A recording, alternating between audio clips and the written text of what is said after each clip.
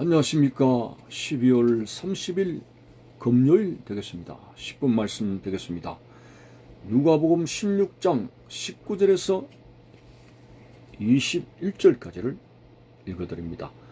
한 부자가 있어 자색 옷과 고운 베옷을 입고 날마다 화롭게 즐기더라. 그런데 나사로라 이름하는 한 거지가 헌데투성이로 그의 대문 앞에 버려진 채 그 부자의 상에서 떨어지는 것으로 배불리려 하며 심지어 개들이 와서 그 헌데를 핥더라. 아멘. 자, 오늘 예수님께서는 부자와 거지의 말씀을 주시고 있습니다. 한 부자가 있었습니다. 돈 많습니다. 재물이 쌓였습니다. 그래서 아주 고가의 좋은 옷을 입습니다. 자색 옷과 고운 베옷을 입고, 요즘 말로 밍크 코트에다가 수백만 원짜리, 아니 그 이상의 고가의 돈이 드는 옷이 있습니다. 좋은 옷은 다 골라서 입는 거죠. 날마다 호화롭게 술이면 술, 여러 가지 쾌락의 도구를 동원해 가지고 호화롭게 즐기더라고요. 근데 태도적으로 그 부잣집의 대문에 버려진 사람이 거기에 북을 음식을 먹는 사람이 바로 거지 나사로였습니다. 몸에 많은 상처를 가지고 있는지 헌데가 여기저기 있었고 헌데의 투성이라고 했습니다. 그래서 개들이 와서 그 헌데를 핥기까지 처참한 생활. 부자가 상에서 떨어지는 것으로 배불리려 하는 그 거지, 너무나 대조적입니다. 자, 그래서 표면적으로 볼 때는 야, 부자가 참 인생의 성공자야. 대단해. 즐겨야지. 아무렴 즐겨야 되지. 아이고, 저 거지 나사로 뭘 하다가 거지가 돼가지고 저렇게 버려진 채 부자의 국을 음식을 취하면서 살아가는가? 아니, 개들이 와가지고 그 상처를 핥고 있어. 이렇게 거지 나사로에 대해서 굉장히 부정적인 편견을 가질 수가 있습니다. 우리는 분명히 다시 진단합니다만, 이런 육적인 대조적인 현상에 있어서 부자는 성공했다고 볼 수 있는 양상이 될 수 있고, 거지 나사로는 실패했다기보다도 불행한 자였다라고 말을 할 수 있겠습니까? 여러분, 종국적인 형편을 두고 생각하면 부자나 거지나 한 세상을 살다가 가는 것입니다. 인생은 빈손으로 왔다가 빈손으로 가는 것이라고 누가 가르쳐주지 않아도 되는 것입니다. 참으로 아담과 이브의 범죄 이후로 세상에 죄가 들어온 이상, 죄가 왕노릇하는 이상, 부자든지 거지든지 부자의 그 많은 부요함과 쾌락적인 생활도 결국은 목숨이 떠나가고 결국 한 줌의 흙으로 돌아가며 모든 것을 놓아두고 가야 하는 이 서글픈 인간의 모습 앞에 부자가 중요하냐 거지로 살아가는 것이 선택이냐, 어느 기로에서 어느 쪽을 가야 되느냐, 그것이 문제가 아닙니다. 오늘 누가 부자를 가리겠어? 야, 나도 그렇게 살아야 되겠다. 심지어는 오늘 삶의 본질을 그리를 통해서 발견한 그리스도인까지도 이 세속적인 영향에 대한 부러워하고 있습니다. 나도 부자가 돼야 되지. 그래서 예수님을 믿는 신앙을 자기의 욕심을 이루기 위한 수단으로 가는 기복적인 신앙으로 가게 되는 것입니다. 아직도 여러분은 부자가 부럽습니까? 가장 중요한 것은 물질이 나를 살리는 것이 아닙니다. 물질이 나를 행복하게 하는 것이 아닙니다.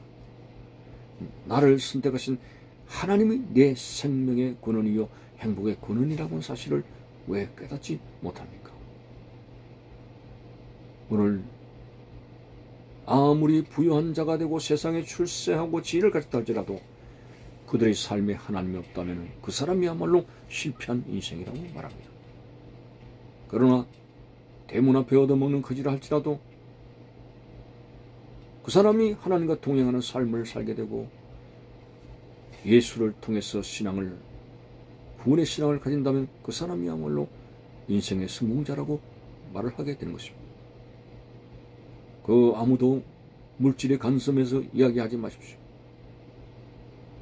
오늘 세상의 부자들이 죽음을 극복한 무슨 흔적이 있습니까? 죽음의 근세를 무너뜨리고 영생의 길로 가게 되는 어떤 길을 열어놓은 자가 있습니까? 오히려 젊었을 때 돈 많이 벌어놓은 부자 청년이 이 인간의 한계를 알고 자기가 젊을 때 벌어놓은 많은 물질과 그리고 권세를 영원토록 누리고 싶어서 예수님께 나오지 않았습니까? 선생이요, 어떻게 하면 영원히 살 수 있습니까? 한 세상, 너무 짧은 세상에 자기가 이 엄청나게 재어놓은 물질을 다 쓰지 못하는 것이 안타까워서 영원히 살면서 이 물질을 누리고 싶어하는 그 욕심에 가득 찬 부자 청년. 그런 관점에서 예수님은 시원한 대답을 주지 않았습니다. 그래, 너 그 버려놓은 물질을 계속 누리고 싶다 이 말이지, 거기에 대해서 무슨 해답을 주지 않았습니다. 오히려 그 욕심의 마음을 두드리면서 네가 가지고 있는 모든 재물을 가난한 자들에게 주고 너는 빈몸으로 나를 쫓으라고 했습니다. 네가 부자로서 굉장히 뿌듯한 마음을 가지고 있었는지 모르지만 주님 보실 때는 그건 아무것도 아닌 흑풍선에 불과합니다. 그래서 헛된 물질에 치중을 해가지고 살아가는 그 부자의 마음을 깨뜨리면서 그것을 가난한 자들에게 주라고 했습니다. 중세 때에 로마 카톨릭 처치가 너무 세속화되고 물질로 인해 가지고 타락을 하게 됐을 때 이것을 반성하는 그런 열풍이 일어났습니다. 그게 바로 수도원 운동입니다. 수도사의 길을 걷는 사람들이 굉장히 검역적인 생활을 하게 되는 거죠. 심지어는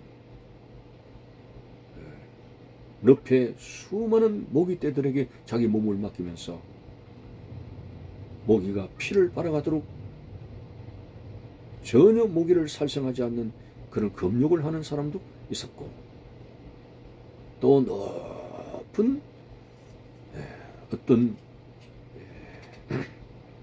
탑을 쌓아 올라가서 거기서 수도를 하는 사람도 있었고, 안토니우스 같은 사람은 자기의 모든 물질을 다 가난한 사람들에 주고 빈몸으로 쫓아가게 되고, 프란체스코 같은 사람도 글식단이 되어서 국을 해서 하루하루를 연명해 나가면서 결코 물질을 수용하지 않는 사람의 모습을 보여봤습니다. 그것은 뭘 말합니까?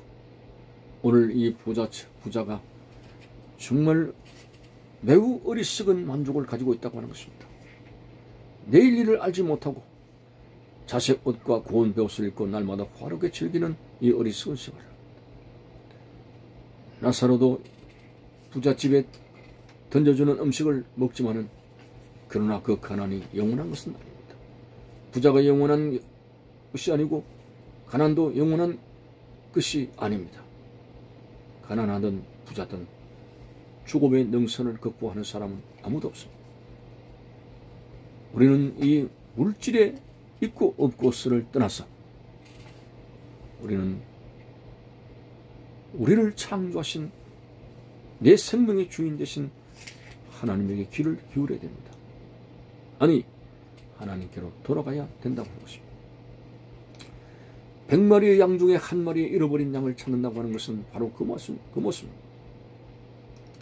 본래 우리는 하나님의 자리에 있어야 될 사람인데 세속적인 여러 가지에 탐하다가 결국은 영성적인 문이 닫히게 되고 하나님에 대해서 문외한 삶을 살아가다가 죽음에 이르게 되는 모습을 보게 됩니다. 오늘 여러분, 하나님은 분명히 살아계십니다. 아브라함의 하나님, 이삭의 하나님, 야곱의 하나님. 고 아브라함 아닙니다. 고 야곱이 아닙니다. 고 이삭이 아닙니다. 하나님을 믿는 자는 하나님 안에서 다 산 자입니다. 살아계신 그 하나님 앞에서 오늘도 내 모습을 깊이 생각할 수 있습니다. 정처 없이 물질의 세파에 밀려가는 어리석은 자가 될 것이 아니라 내 생명의 창조주 되신 하나님 앞에서 내 자신의 모습을 찾을 수 있는 우리의 진정한 신앙의 사람이 되시기를 바라는 것입니다. 감사합니다.